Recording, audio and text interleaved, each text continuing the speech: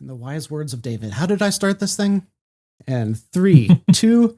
Hello, everyone. Darth here, and welcome back to another overly analytical episode of That One Scene, the podcast where we dissect one single Star Wars scene to see exactly what makes it tick. Today, I'm honored to be joined by Sam, aka the Game Professor, from the YouTube channel Games as Literature, where he creates video essays that explore the interactive storytelling model that's unique to video games. Say hi to Sam. Hi, Sam. That's hi. what the script says. Nice to see you and Sam. Everyone else. Oh, yeah. Well, hi to Sam then. Yeah, it's good to be on here. This will be fun. Yeah, I had told David I saw you as well as there were, I think, 3 other guests in their what was the mushroom zombie. Last of Us? Thank you, Last of Us. Yeah. Oh, I loved it.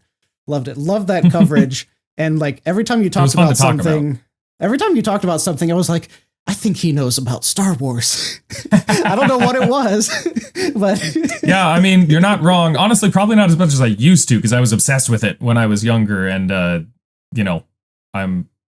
just don't have the time to obsess over individual things as much as I used to. I miss it, but yeah, no, I love Star Wars a lot. So what was your background on it? OT versus the prequels. Well, I am old enough to have watched the original trilogy before the prequels came out, but not by all that far. I first watched Star Wars when I was 7 years old, I think, so that would have been like the mid to late 90s. And honestly, I'd never seen anything like it before. It absolutely blew my little mind. So, I immediately just obsessed over it. I was young enough to not know that Darth Vader was Luke's father, so that plot twist absolutely blew my mind. Yeah. Just absolutely fell in love with it. Read a bunch of the books and just, yeah, no, it's probably the most influential thing in my like media background for sure.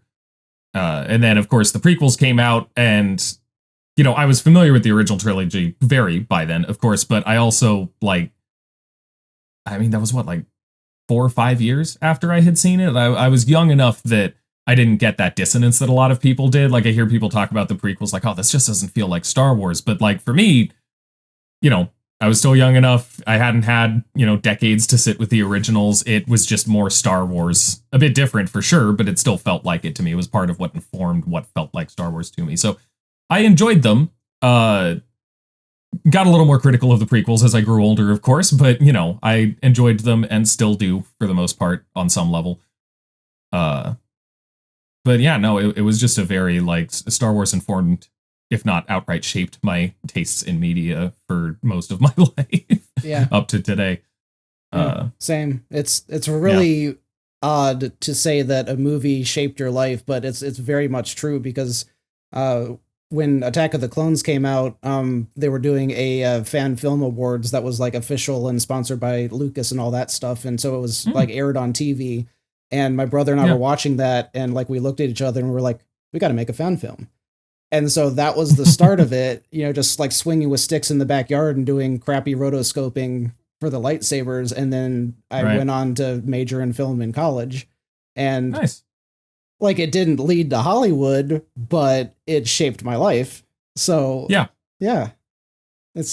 For sure. Yeah, I never went quite that far with my filmmaking, but I definitely dabbled with friends when I was younger. Never quite got into the rotoscoping stage of that process, but definitely filmed and choreographed some fight scenes and stuff. You are lucky, sir. I lost so many hundreds of hours for no reason. Oh, I bet. Yeah, no, back then I didn't even understand how that could be possible, just because I didn't know anything about actual video editing beyond just like basic iMovie stuff. Mm-hmm. So, I imagine that would have been quite a lot of work. Yep. And in our first stuff, I didn't understand how green screen worked, so I was literally rotoing out the entire person frame by frame instead of keying out the background. It's painful to think about. Oh boy, yeah, that. Oh god, that sounds awful. It was, and I miss it. Yeah. Oh yeah. I mean, it's good times. It's nice to remember. Yeah. It'd be fun to try and do again, that sort of thing. Just, it's hard when you're an adult with jobs and stress and stuff. It always just makes me laugh because other young teenagers are going out and setting stuff on fire and chasing girls, and I'm rotoscoping. Yeah, that was very much me too. Admittedly, part of that was the fundamentalist Christian upbringing, but also the fact that I was like an awkward nerd who wanted to make Star Wars movies and stuff instead of chasing girls. So, All right, so getting on task, this episode of The One Scene was kind of talking about multiple scenes that all share the same theme, which is the repeating trope of the lone Jedi hermit. First, we have Obi-Wan that we meet in episode 4, who is very much the lone wizard out in the wilderness, very much like you'll usually see like Merlin or Gandalf or Saruman, like a lot of wizards that you see in all types of media. They're really frequently pictured as being lone characters, and it's someone that the heroes will go to for advice. And wizard may travel with them, but they're usually they're the lone person. And where that trope came from and why it stuck so hard to that, Lucas said that in his rewrite of the sequels, he was also going to have Luke be a recluse, probably not to the extent that Rian Johnson did, and Abrams. But it's so natural for all of these directors to want to say, let's have the Jedi be a hermit. And why? Why is that sticking so hard in people's brains? And I want to vehemently argue against it. Like, I think I could pin down why they're saying that and what they're cribbing off of to get there. But it only makes sense when you're taking in the context of the original trilogy. Once you start looking at the EU as a whole, once you look back at the prequels and see what the Jedi structure was like before, and then once you get to the sequels and you see the Jedi structure of the academy that Luke built, like that lone Jedi trope doesn't fit anymore. It only fits within the context of those few years when the Jedi had to be in hiding. But everyone talks like this should be the thing. And that's what's kind of fascinating to me, is like this idea that the lone samurai warrior traveling around helping people has somehow just become so synonymous with the Jedi Knight. It's interesting because the Soul Samurai Warrior thing in particular, I don't necessarily associate with the hermit thing. Like in all three of these cases, they're not traveling around helping people. They've sequestered themselves away from everyone for various reasons. And of course, those reasons are thematically significant in all three cases. But I guess I hadn't identified it with that specific concept before. But yeah, see, this is going to be an interesting discussion for me because I'm one of those Last Jedi defenders. Luke's hermitage is very different from the other two, but I do think that it tracks and also, most importantly, fits thematically with what Rian Johnson is trying to say with The Last Jedi and the things that movie is exploring. But I also think that there are reasons why it didn't hit the same for a lot of people. So, I don't know if I'm supposed to just flow right into that or if there's like other stuff to talk about before we just jump right in. Okay. A lot of people would say that it didn't work with Luke the same way that it worked for Yoda and Obi-Wan. And the thing is, if there is a reason why that is the case, then I think it's rather simple. The reason is because Luke wasn't introduced as a hermit. Luke was an established character. Like Obi-Wan and Yoda, we did not know them before they were introduced as a hermit. So there was no room for anyone to say, oh, this is inconsistent with their character, or this isn't where that character was supposed to end up at this point, or whatever. Like, that's who they were. That's the starting point. So we form everything else we know about them from there. And then when we go back with the prequels and see, why the Jedi went into hiding and stuff, then that is accepted as an answer, as an explanation for a thing that we already knew about them. There's just no room to like question whether it fits or not because it always fit. It was the first thing established about them. With Luke, of course, we have a very established character, a character who we all have a lot of feelings and connections to, and media that... how to actually like phrase this? It is rather daring for a work to... Sorry, this is Nutmeg. She's in my way. Get out of here. You're very cute. Go away.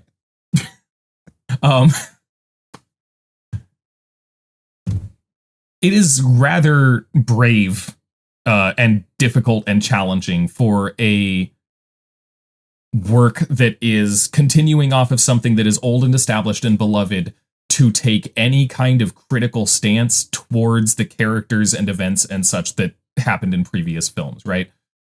That is difficult to pull off. It is very bold, especially when you're talking about like a big industry. I mean, like mostly people don't want to take risks with this sort of thing, which is unfortunate because that's how we get disasters like the Rise of Skywalker, but they don't want to take risks. And there's a reason for that, because when people have a concept that they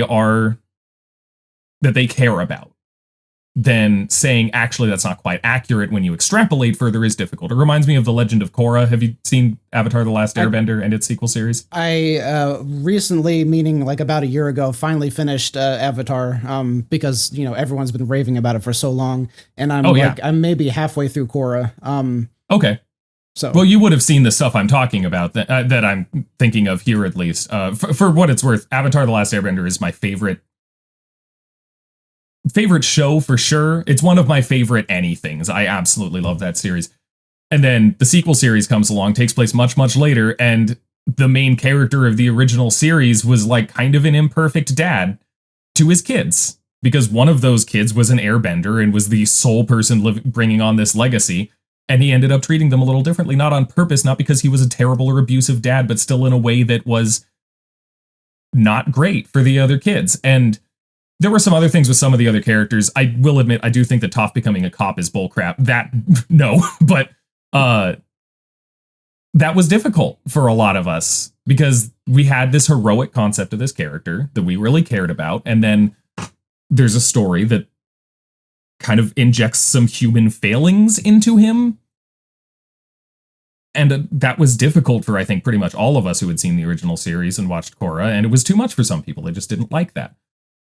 And I think that something similar very much happened with Luke. We all had a concept of what Luke was like as this heroic figure that we had a lot of connection to and related to and had loved for decades.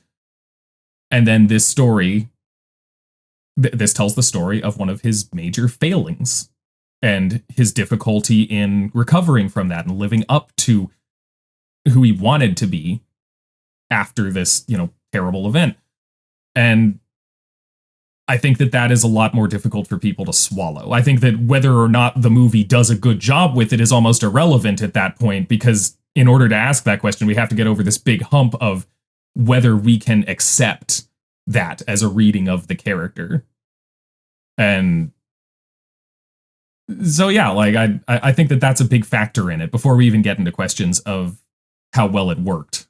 Just that it was hard for people to deal with regardless. And ironically, it very much ties into something that I've talked about a lot in other videos, which is that one of the biggest reasons that the story of the sequels felt like it had so many plot holes, and there was so much of the character development that fans were like, this is just wrong, it doesn't feel right, was because all of that happened off screen. I did a massive list of all of the plot points that happened off screen, and it was so immense. And that's exactly what you just described with Aang. If there was a middle show between Airbender and Korra, and it actually showed him growing up and having those kids and going through those struggles and learning from it, growing from it, and suffering through it, then we wouldn't have just had to go from honorable Aang to, he's a deadbeat dad, We have something in the middle. And we didn't have that with Luke either. But if we had that middle bit, if we had that context to take us from point A to point B, then it would have been so much easier for us to understand. So I maintain that it was not that the fans can't love this show Korra because of this. It's because the writers did it the wrong way. You can't just jump people from here to here. You got to lead them there, and they didn't do that. They tried to infer it all through backstory, and it just doesn't work for a lot of people. For David, he's completely fine with that. He's like, I can just accept that's the premise and I'll be good with it. But I'm like, no, you got to lay it out. You got to spell it out. I need to see it. It's got to be in front of me. I am like, I want my stuff delivered to me really rigidly so that it's easy to understand. He's not like that. So it's definitely an interpretation thing of different types of viewers. But that's just really interesting that you brought up Korra. And I'm like, I think that's very much the same issue with old Luke. Yeah. And see, that's interesting because, like, I can absolutely see what you're saying about it being easier to swallow and to accept if it showed us the whole thing. But at the same time, I would disagree that would be inherently, like, better or necessary on some level. Like, I think that there is... It would definitely be a different approach, right? And different approaches generally have their own pros and cons. I think that there is something to be said... I guess maybe what it is it makes the story a little more challenging. It presents you with something that is at first shocking, that you might first be repulsed by. And then if it does a good job, which is of course a subjective thing that we may disagree on, but if it does a good job, then it will establish why that happened in a way that fills in the backstory. If anything, that's a very Star Wars thing. Star Wars started in the middle of the story with episode 4. So to jump to a point where important things happened and then fill in what those things were feels pretty appropriate for it. And I think that The Last Jedi in particular, admittedly, I'm not entirely certain what J.J. Abrams planned for it. Again, after Rise of Skywalker, I'm not certain how interested I am in finding out. But The Last Jedi is very kind of focused on this idea of acknowledging flaws in things that we had not seen them in and trying to reconstruct an appreciation for those things anyway. And I think that fits with that particular approach. Like saying, hey, these were things that happened with this character. There were flaws, there were failings, and we will reconstruct what it means to be this character and what it means to be heroic and move forward with that reconstructed concept of it. I don't know. It worked for me, at least, I guess. But but I can absolutely see the issue that you have with it and the preferences there that don't quite mesh with how The Last Jedi did that. So one of the things that you brought up was like the differences of the reasons that each one of them were in exile, which, like, ironically, Yoda's makes the least sense because Obi-Wan was theoretically there protecting Luke and there to train him should that instance ever occur. Yoda was so marooned that he could never be of help to anyone unless he like reaches out through the Force and talks to them through the Force or projects his own Force illusion or something like that. Yeah. So then that also got me thinking, like, why did he stay a hermit instead of being more proactive in the story? And then that leads you to the thought that it's one of the reasons is that Lucas never planned this stuff well enough to answer that question. Because the only reason that Obi-Wan died was because Lucas didn't know what to do with him at the end of episode 4. And he was just like standing around there and didn't have any dialogue. He was just standing there uselessly, just like Leia was at the end. And so he was like, okay, I got to kill him off. And then you get to the next movie and he's like, dang it, I need someone to train Luke and I already killed Obi-Wan. So then he invents another Jedi, Yoda, to have a master to train Luke. So now I didn't actually know that's why that happened. Yeah. That's wild. The funny thing is, like, I would not believe me, but there's literal like interviews with Lucas that say this. Yeah, it's very like him, honestly. And I say that with love, but it is very like him. And that was like during filming. That he was like, we got to kill Obi-Wan. But Alec Guinness was like, I thought I got to do another movie. Oh no, poor guy.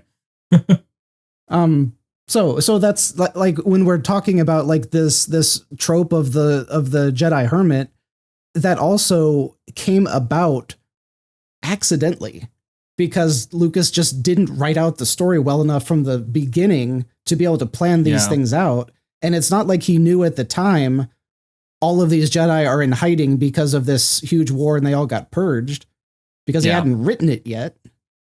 Which I think is worth noting in regards to Obi-Wan too, is that like when we talk about the differences between why Obi-Wan and Yoda were in exile, there weren't really reasons stated for either of them originally. Like we're using context from the prequels to fill things in, but those came 30 years later. Like, I mean, unless I'm forgetting something, but I don't recall anything. Like we know enough about Obi-Wan's background to know that he was involved with the Jedi and the Clone Wars and the things that happened before. We don't know a lot about those things either. And we don't even know the connection between Vader and Luke until the next movie. So like it really just gives this idea that there was a great empire of Jedi one way or another. And now they're just scattered and irrelevant. And he's a leftover of it. And that's about all we have from him.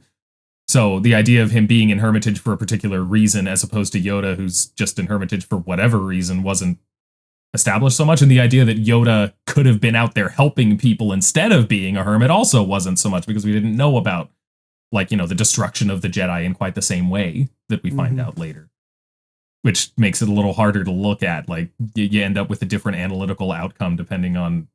Now this is reminding me of Bible scholarship. Like how you have to look at it differently if you're talking about the historical context of one specific part of it versus looking at it as a whole from a theological perspective. It gets weird when you try doing that. Yeah, it's really interesting.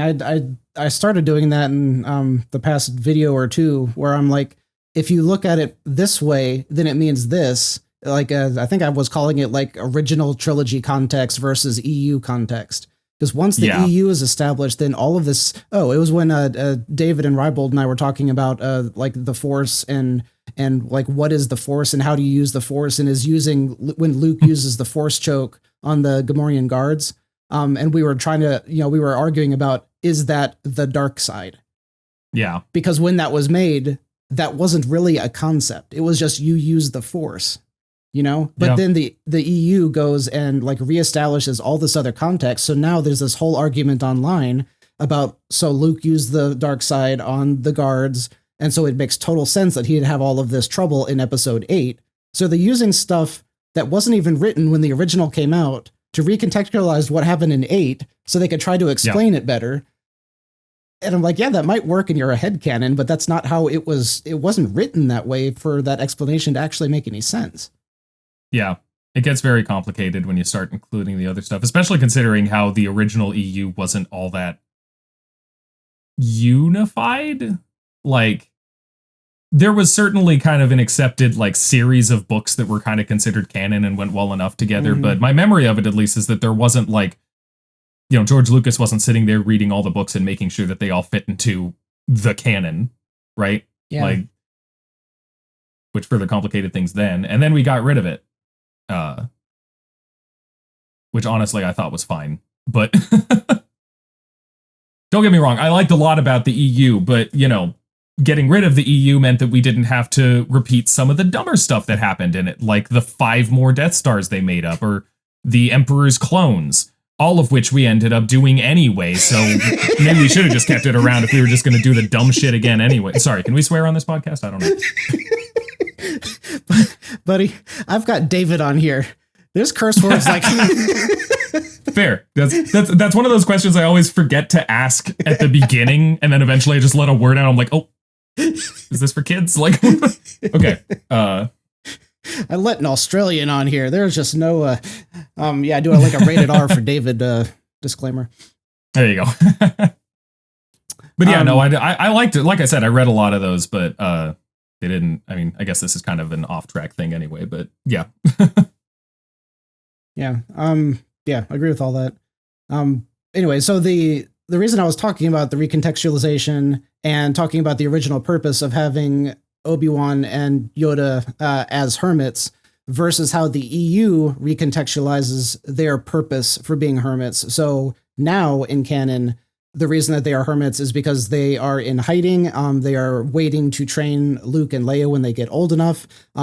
They have a purpose. They haven't lost hope. They are still fighting for the future, fighting for the Republic, blah, blah, blah, all this stuff. So then fast forward to Luke in episode 8, and a lot of what you were describing as his reason for being out there I don't know tracks with what we hear in the end of episode 7 for why he disappeared, which is an argument that I've had several times with people as to whether Han knew what he was talking about, quote unquote, when he said that one of Luke's students went crazy, killed everyone, Luke disappeared, just walked away from everything. And that's the context that we get, was that Luke went into exile not because he was, like, I have to rethink the Jedi Code, not because he was like, oh, the Senate is corrupt and I want to walk away from all of this stuff. It was just like, literally, I am so depressed. My student killed all of my other students. I am giving up on life. And so when you think about it from that versus, so his reason for being a hermit versus the hope that the other two had for why they chose that life of seclusion doesn't track for the nobility of the Jedi name, which is why so many people had an issue with Luke being gone and not having a purpose for being gone. Because there was a lot of talk of like people would have been okay if he had been on that island forever because he was doing specific training, specific research. If there was something that he was doing that was supposed to help the fight instead of giving up on life. That's interesting. I feel like there's like a disconnect between that and how I even like approach these sorts of things, honestly. Because like, I don't think that there has to be some like chess master reason for it. Like, some things happen in stories because characters feel a certain way and do a certain thing. It's not always because it's the smartest or best thing to do. Yeah. That is something David has talked about a lot. And he specifically calls out Star Wars fans because apparently we are terrible at this, where something happens and we're like, okay, that happened for a reason. What was the reason? And he's like, no, the speeder ran out of gas. It was just, there was no gas. That's it. But we're like, why? What did the Gungan not fill it up for? What was he thinking when he did that? Yeah. And so like, like to so many Star Wars fans, you can't just say Luke is sad and he went away.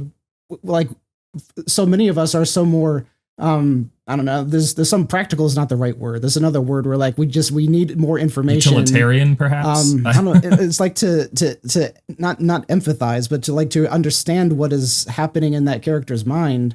We have to have more information. Yeah. And the thing is, I think the information is there, but it's not about sound reasoning. It's about grief and guilt. Right? Like this is a character arc thing. Like I think that makes Han's description of it in The Force Awakens makes sense too. Like that he's talking about something very painful in his past that he no doubt feels a lot of guilt and responsibility for. I mean, that's why he talked to Kylo the way he did at the end of that movie. And addressing it in a way that doesn't give all the information because it's painful for him to talk about, and maybe he doesn't want to tell them that yet. And like, I don't know. I mean, like, it's possible that maybe he should have just explained everything right there because he obviously knew more than that. But someone who's trying to give an answer without giving all of the details and coming from a place of personal investment and guilt about that, that tracks as something that someone would say in that situation. And Luke, of course, is like, it's not just that he's sad, it's that he fucked up, which is something that I have heard people say is outside his character. But I think that if you watched Return of the Jedi, you'll see that it's not entirely. It is not the only time that he has nearly killed someone out of fear and anger and stopped himself at the last moment. That was the entire climax of the original trilogy. Except that this time, it had pretty disastrous consequences that made him feel like, I forget the exact like quote or whatever, but like he talked about there how like, it's better if I just don't. Like, it's not just that he was sad that it didn't work out or whatever. He legitimately, in his grief, thought that the best thing he could do for the world was to give up on revitalizing the Jedi Order and just leave the world to its state without them. That it would always inevitably become corrupted. And honestly, I can kind of understand that perspective even without the grief fueling it. I can absolutely understand why he came to that perspective when he was that upset and, self-loathing about it. I felt like that. It's not where I would have expected his character to go necessarily, but I do see it. And I see why that is like a grief-induced exile of thinking that the best thing that he can do for the world is to not get involved in it and not bring back this institution that, let's face it, has had a history of messing things up and accidentally contributing to bad stuff. Mm. Which, of course, is not the movie's eventual point, right? Like, eventually Yoda comes up and we basically get this concept of, like, it doesn't have to be the way it was. This thing can be good and positive if we keep going and learn from our mistakes and change it. Let it be something new, but still let it be it. And, just like it's not a cynical story in the end, but I can understand why Luke's grief and guilt led him to that kind of cynicism. So ironically, I've done a bit of a 180 here, because the idea of having the first two Jedi as hermits and their purpose of being hermits is to build hope for the future. And then we get to Luke, who was the hope for the future. And suddenly he is, and it's all flipped now. And now he is a hermit, but he has no hope. And everything is now the opposite of what we had with his mentors. So if it's structured like that, that's actually kind of beautiful. Mm-hmm. Honestly, that's... Oh, sorry, go ahead. I don't know that that's where I would have wanted it to go. I get in this argument with David a lot about how I think that certain characters should be like moral compasses for society, and like Superman, for instance, and Luke Skywalker was one of them. And I think in that regard, while it is interesting to see him in this state, he should have stayed the moral compass, or maybe at least like introduce another equal, like have Ben replace him as the moral compass. But you didn't really have anything. You just let's take this away. Now we don't have, the most noble character in Star Wars anymore. It's just gone. That's one thing, is that I didn't like it from that perspective. But if they were going this direction, as I had said before, I would have needed personally a lot more build up to get to this. So it just doesn't come smack out of the blue. I probably would have wanted like a mini series where you actually like see Kylo destroy the temple and like see Luke like holding the dead bodies or something like that. Like I see that and he's on an island. I'm like, yeah, I'd be on an island too. But because it skipped all of that, I'm like, bro, what happened? So like one of the most interesting things as I've been doing like this type of analysis over the years is that it is so much the execution and not the idea that ends up being the problem. That's the big problem with the prequel trilogy as a whole also. So, yeah. Cool. Okay. So at least I would argue. Was that a disagreement point? No. Oh, okay. I didn't expect the big silence after. I was trying not to start talking about the prequels because that's where I will just not stop.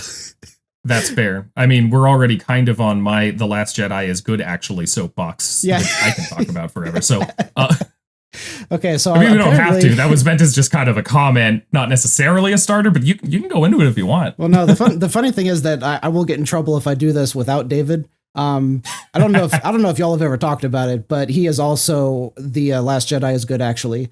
And Rybold is with me on the other side of the fence. So we might need to do like a 2v2. And I was going to say, sounds like we need to get the four of us together and talk through that. Yeah, we've been talking about it for years. So we need to finally kick that off.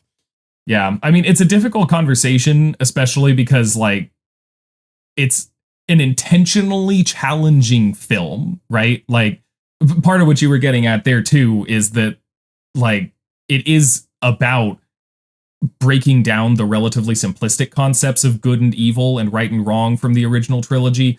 And then again, sort of reconstructing them. The whole movie is about taking what we thought we knew and how we thought we understood things and saying that's not quite right, but it is still the foundation from which we can build something new and something great. That's especially true with one of my favorite things that movie did, and one of the reasons I hate Rise of Skywalker so damn much, that it intentionally subverted the idea that greatness was going to come from some great bloodline or whatever. Like, after all of this Skywalker stuff, it's like, hey, you didn't come from anything, Rey. It's all you. And then, of course, Rise of Skywalker is like, oh, the Emperor is... hate that movie. But like, it is very much about that, about taking what we know and what we're comfortable with and challenging how we understand it to work, but still embracing the heart of it and building something new out of it. And that's one of the things that I love about it. But again, like, that's challenging. That's difficult. And that means that it's not going to work for everyone. You know, that's one of the difficult things about that sort of thing, is that, like, even without questioning how well it's done, it won't work for everyone. And then there will always be different opinions about how well it was done. Yeah. And, you know, those risks are difficult. And one of the reasons it is so difficult to talk about is because, and I don't know how close your mindset is to David's, but with him, he doesn't care about franchise at all. He doesn't necessarily care about the characters. He cares about this particular story and how well this particular story does whatever it's trying to do. So, like, if it doesn't mesh up with what came in the movie before it, that can't really be a critique, because you're just looking at this story and what this writer did in this story.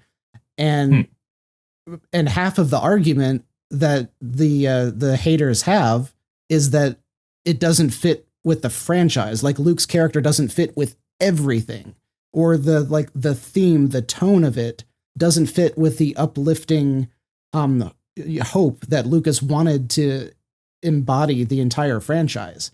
Like, when you get there on so many levels, it doesn't feel like Star Wars, but that's only if you're coming at it from that perspective where you're thinking about it as a whole.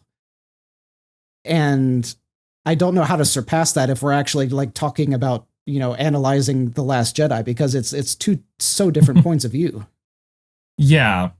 And just even then the other stuff, like, we can even view those concepts of it differently. Like, honestly, I do think that it embodies the hope of the rest of the series in the same way, I suppose, that, like,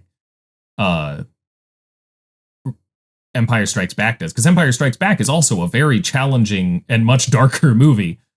Like, by the end of that, there's not a whole lot of hope in that one. There's setups for hope, but there's not a whole lot of it. If anything, I think that The Last Jedi actually did more to kind of reconstruct the hopeful outlook by the end, even though it was still ending in a fairly dire situation.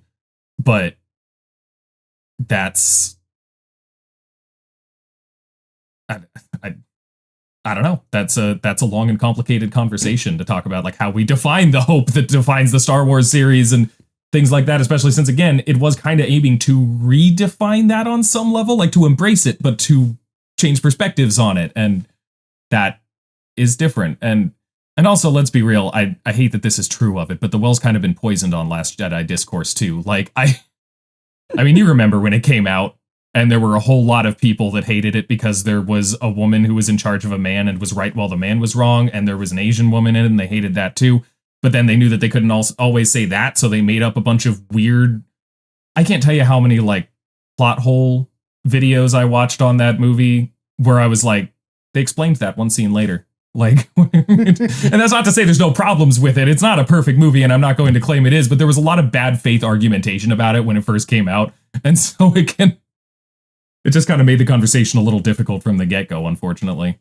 Yeah, which is really funny because I'm trying to finish up a script about the Acolyte right now, and I literally messaged David and Rye yesterday and was like, how do you differentiate between these reviews that are talking about how bad the movie is when you know that they're also slightly being misogynist and racist? Like, yeah. Like, yep, the writing is bad. They're not wrong. Like, yeah. But how do you know if they're being honest about it or if it's coming from that place? And so, like, all of those videos that you're talking about, like a lot of them have a point, but then it's also just rage bait to get clicks. Yeah. So it's I call it nerd apologetics. when like you're clearly coming from like you decided you hate the thing, then you're making up the reasons why instead of, vice versa, which is the way it should go. And it's pretty common in pop culture in general and always makes it difficult to talk about things. It sucks. Yep. Well, we need to end on a joke or something. That took a turn to the sad side. That's true, actually. Yeah. I mean, we got we've probably got more to talk about anyway, right? We've just been on this thought train for a while. I'm not sure how to get back, but it does occur to me how right you are about, if anything, Yoda's standing out to me as the weird one now in terms of exile. Like in original context, sure, he's just some like ancient guy who retired into a swamp for some reason. But it is weird to me that one of the most powerful Jedi would just kind of lock himself away and not do anything after all of that. And I don't see any particular, like, sure, he fought Palpatine and failed to kill him, but like, I don't know, I don't see quite as much reason for him to be overcome with grief about what happened as I do for either Obi-Wan or Luke. Like, it's not like he was particularly involved in the orchestration of what went wrong. I don't think he was any more guilty than any of the other like Jedi Council members. But I think maybe that still just weighed on him, I guess. I don't know. I think the argument is that and I'm trying to remember what was in the novelization of Episode 3, because if you haven't read it, it's amazing. It's a must read. Ages ago, if I did. I did read the novelization of, I think, 1, 2, and 3, but like back when they came out. It's been a long time. Gotcha. But because he's been around so long, like the entire order is like structured around like his perspective of the Force. So depending on like it was never canonized how long that he was the Grand Master. But in Acolyte, he makes an appearance and they call him Master. So that was 100 years before. So at least in canon now, he's been a Master for 100 years before the prequel trilogy. It could have been hundreds of years before that. So he has been responsible for the mindset of every Jedi for so long that their failures are so intertwined with him that he could feel way more responsible than we would have initially thought just from Luke. Because I've thought the same thing. Like he lost a fight and it was like almost a tie. Like if he hadn't if he hadn't had slightly the low ground and Palpatine had the high ground, then it wouldn't have turned out that way, and Palps would have fallen down on the floor. But all of that is trying to recontextualize what we saw to explain something that wasn't fully explained in the film. Right. Yeah. And see, I can see that. I think it doesn't work all that well with the other element. Like if it's that idea, then Yoda should have had some other kind of like different, somewhat radical view of the Force by the time he was in Dagobah. I would think he would have had a lot of time to rethink that and consider those failings. But it was mostly just kind of typical Jedi stuff. And but again, we're talking about rationalizations made up after the fact, so it's unsurprising that it's not going to mesh entirely perfectly. Yeah, exactly. Yeah. I've been trying to think of other, because I think that there are other examples that we've seen in the EU of Jedi who are also hermits, but I also think that they're all it's after Order 66, so they have no choice but to be. So yeah, I'm really happy with where this conversation went, because I went from Luke being a hermit is terrible to Luke being a hermit is intentionally a reversal of what we saw before, and it makes sense in this context if they had done it better so that I could understand it. So hey, I'm content with that. If I can communicate some of why I really like that movie, even if it doesn't make you love it too, then I'm happy with that. Understanding each other's perspectives and all that, and I can see how that would have helped you make that transition into how you saw Luke too. That makes sense. Yeah, David's just gonna lose it when he's like, yeah, Darth likes Episode 8 now. What's going on? You'll just have to get that foursome going. That's not a good word for that. Yeah. Let's bleep that. It's just, the four of us can get on and do a podcast and talk about it. Cool beans. All right, you got any upcoming projects that you want to pitch or anything? I know all of your subscribers have been clamoring for you to get back and make something. Yeah, I just recently put out the first video. Haven't quite just unfortunately, there's been some mental health and like ADHD burnout type things going on for a while, and I've had trouble getting content out there. But I recently put out my first video in a little while. It was a literary analysis of my personal favorite horror game, Fatal Frame 3. I just love that series in general. I think it's brilliant, and the third one is not the most popular, but I think it's the most thematically resonant, and I love it for that.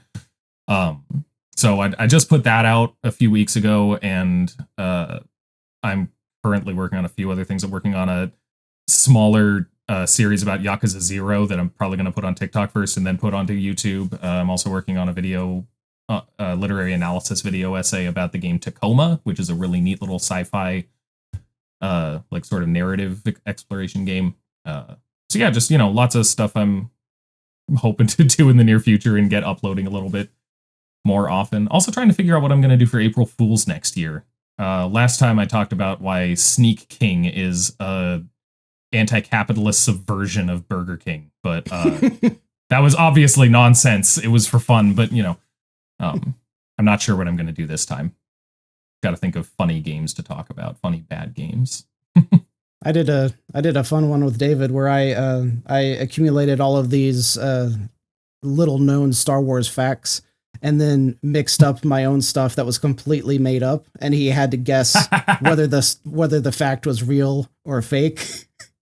That sounds like a lot of fun. It was, because a bunch of it was like new canon that Disney has made, which is honestly a lot of it is not great and more towards the like SJW pandering kind of stuff. Like the I'm blanking on the creature's name that pulls Luke under the water in the Death Star. But yeah, the Dionysus or something like that. I don't think it was That would be interesting. No, wait, Dionysus was okay. Yep, definitely not that. Diagona. Well, now I need to Google this actually, but Diogana. I feel like it was Dianoga, but Luke trash creature. Dianoga, yeah, that is it. It was the Dianoga. Though I do like, now I want a fan fiction about Luke Skywalker being pulled under the water by the Greek god of revelry, or whatever Dionysus was. But yeah, the new canon from some short story was that like it was a like omnipotent force creature that was baptizing him because it saw how strong he was in the force. That just feels unnecessary, right? To me, that feels like that tendency to just like explain everything. And admittedly, that I think has been a long-standing weakness of the Star Wars fandom, is that we very much enjoy knowing every little detail about everything, which isn't in itself bad, but it does often turn into like, oh, well, okay, well, we'll just explain this, and the explanation is nonsense. Mm-hmm. And you maybe just didn't have to. It was okay for it to be mysterious. Like jizz music. I will never get over that. Right? Google it if you don't know. We're not making it up. No, we are not. Oh, also, I should say, of course, if you ever talk about any Star Wars video games, I want to talk about that. Bring me on. Yeah, I'm because man, I could have some things to say about like the Knights of the Old Republic games or something. That would be a fun discussion. Yeah, I think I told you in the chat I was sad that we didn't have you involved, and we did our playthrough because it was like 10.5 hours long, the final video. Oh, I bet. Yeah, that's a lot to talk about.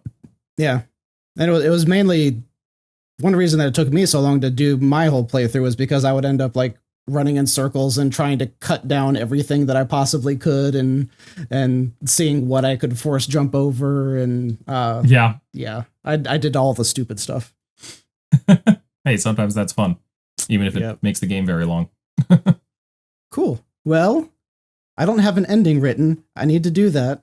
Thank you for joining us, and join us next time on Darth Podcasts. May the Force be with you. Yeah. Fade out slowly.